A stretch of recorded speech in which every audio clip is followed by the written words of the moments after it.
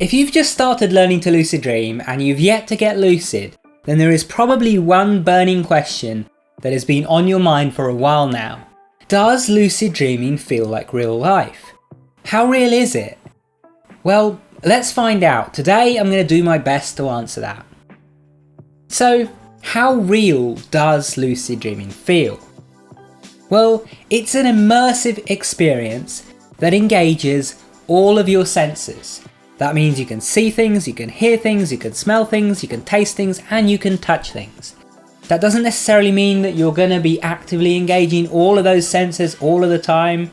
You know, if you're just wandering around and exploring and, flying around and stuff, you're probably not going to notice if there's any, smell in the air, but you can engage all of those senses.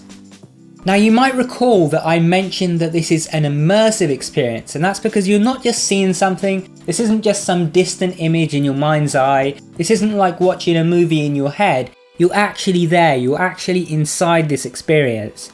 And since all of your senses are being engaged, it is sort of like a hyper-realistic virtual reality that actually affects all of your senses, not just your sight and your hearing.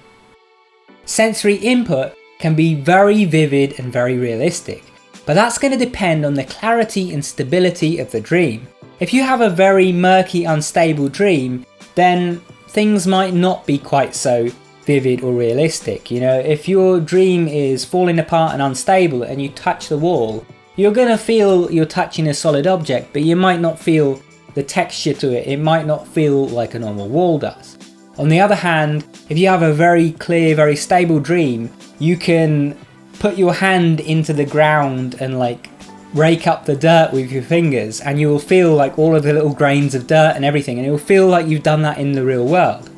In short, the more stable and clear the dream, the more your senses can be engaged, and so the more vivid and realistic it tends to feel.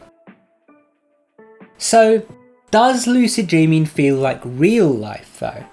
Well, in many ways, if the dream is stable and clear, like I said, absolutely. All of your senses are being engaged, and this isn't just something you're watching from afar.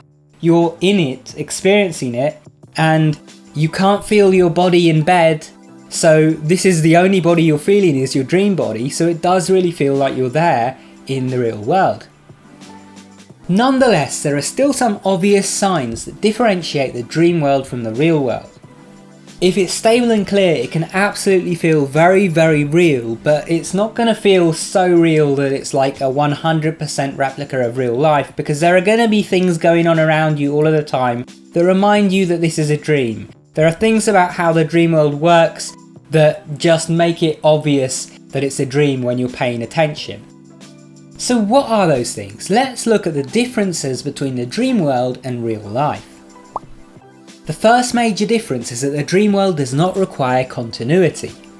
In the real world, everything that has happened, everything that will happen, everything that is in a particular place or that is a particular way is that way because of the series of actions and events that led it to be that way. So as an example, a book is made of paper, which requires people to make the paper from trees that they've cut down. Whereas in the dream world, if there is a book, no one's made it, it just exists, unless it's a dream about someone making a book. The book just spontaneously exists. There's no continuity, there's no events preceding it existing. There's no events preceding the things around you existing, they can just spontaneously pop up out of nowhere. And similarly, they can disappear for no reason. Someone doesn't have to, chop a tree down for it to disappear in a dream. It can just disappear because you looked away and looked back. Which leads me to point number 2. Objects can change and shift when you move around or look around, or even while you're looking at them. While in the real world, if something disappears, something has happened to it, it's been taken away somewhere or it's been destroyed or whatever. In a dream, something can disappear just because you weren't looking and paying attention to it, and so your mind decided to replace it with something else. The world around you is constantly shifting and evolving, and this is obviously different from waking life, and so even if the world is really quite stable and clear, you're going to notice that as you move around, things sort of shift and change, and you're going to recognize it as, hey, this is a dream. It's like real life in a lot of ways, but some ways make it obvious that it's not real life. The next thing to keep in mind is that sometimes sensory input can be dull or not match what it should be.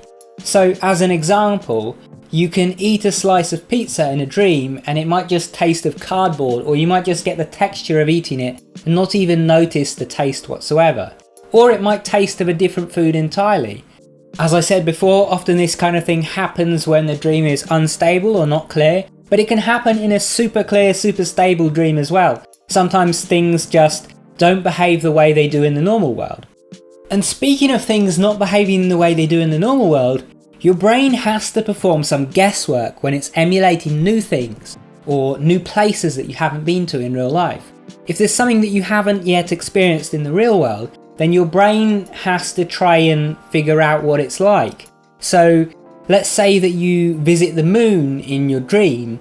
You've never been to the moon in the real world, so you don't have a frame of reference. So your subconscious is going to create a representation of the moon based on what it thinks the moon is like. And you know, if you're fascinated by space and you know, you've watched the moon landing and you've watched lots of documentaries about the moon and you kind of have a good idea of what it is and what it's like, then when you go there in a dream, it could be very, very close to the real thing because your subconscious has a good idea of how to emulate it. On the other hand, if you're someone that has no interest in space and the closest thing you've got to experiencing the moon is you've seen the tiny moon in the distance and maybe, you know, a picture of it slightly closer, you haven't even seen the surface of the moon before, then when you go there in a dream, it could be green and there could be trees everywhere and, you know, it's not necessarily going to be very accurate. Going back to the example of food, you know, if you've never tasted something in the real world and you taste it in a dream, your brain just has to guess what it might taste like. So let's say you've never eaten duck before, but you've eaten chicken, your brain might think, hey, it's a bird, it might taste a little bit like chicken. So it might make it taste like chicken. Or it might just get confused and give it no taste at all. Dreams are weird like that. So there are quite a few differences. So let's summarise. Lucid dreams can be very much like real life, but there are some key differences that set the dream world and waking life apart. The dream world isn't a perfect carbon copy of waking life. It is a constantly evolving picture of what your subconscious thinks the world around you should look like at that given moment. And that's constantly changing, and sometimes it's accurate and sometimes it's not. It has its own quirks, and all of your thoughts are constantly shifting the dream. Still, if you're looking to replicate real world experiences, most will be quite similar in a dream. I think if you want your short answer, then yes, lucid dreams can feel like real life, but do be aware that dreams and the waking world behave quite differently. So when I say they feel like real life, I mean your sensory experience can be quite similar, but it's not the same. Now, if you are trying to learn to lucid dream, I recommend checking out my new lucid dreaming book. It is called the Lucid Dream Book, and on screen you can see a bunch of information about what exactly you'll learn in the book, because there is a ton of stuff in there. And I highly recommend it to beginners, intermediates and advanced lucid dreamers alike. If you want to get your hands on it, you can go to gum.co/theluciddreambook, or you can check the link in the top right hand corner or go down in the description below. In the description you'll also find a link to Advanced Lucidity, which is my beginner crash course for lucid dreaming, which is aimed at getting beginners on their feet with lucid dreaming, and is also good for those of you who don't really like reading books and prefer audio content. Anyway, thanks for watching, make sure you subscribe and enable notifications, and if you want to keep watching, check out one of those videos that's on screen, go watch that and I'll see you there soon, take care.